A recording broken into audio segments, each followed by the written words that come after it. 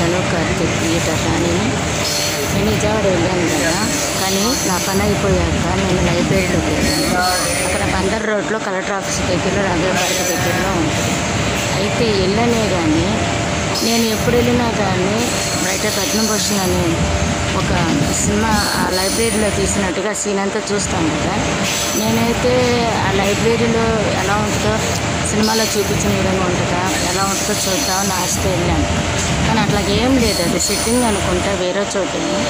అక్కడ వాళ్ళని అడిగాను ఫ్రెండ్స్. నేను అడిగితే అక్కడ లైబ్రరీని అడిగితే ఒక లేడీని రైటర్ పద్మభూషణ్ సినిమా సినిమాని ఇక్కడే తీశారని అడిగితే లేదని చెప్పేసి ఆవిడ చెప్పింది. అంటే ఆవిడకి తెలియదా వేరే చోట తీశారా లేదా దాని సెట్టింగా అనేది నాకు తెలియదు ఫ్రెండ్స్. నేనైతే చాలా ఆశపడి వెళ్ళాను. లైబ్రరీలో వీడియోలు తీయడం కానీ లేదా ఫోన్ మాట్లాడటం కానీ అలాంటివి చేయకూడదు కదా.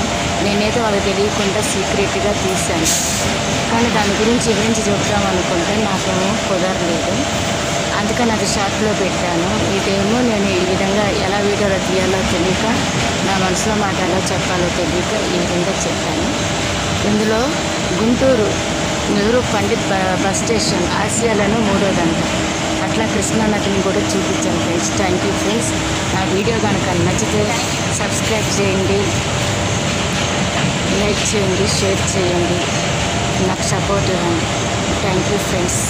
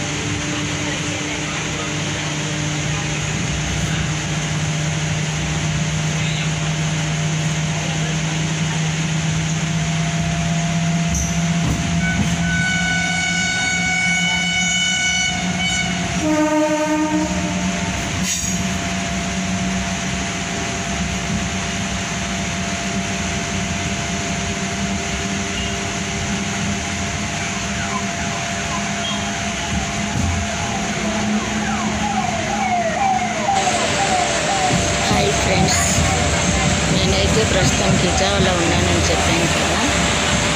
అయితే ఈరోజు నా పని అయిపోయినట్టు లైబ్రరీకి వెళ్తాను. అక్కడ బందర్ రోడ్లో కాకాని లైబ్రరీ అని ఉంది. డిస్టిక్లో పెద్దదన్నమాట విజయవాడలో.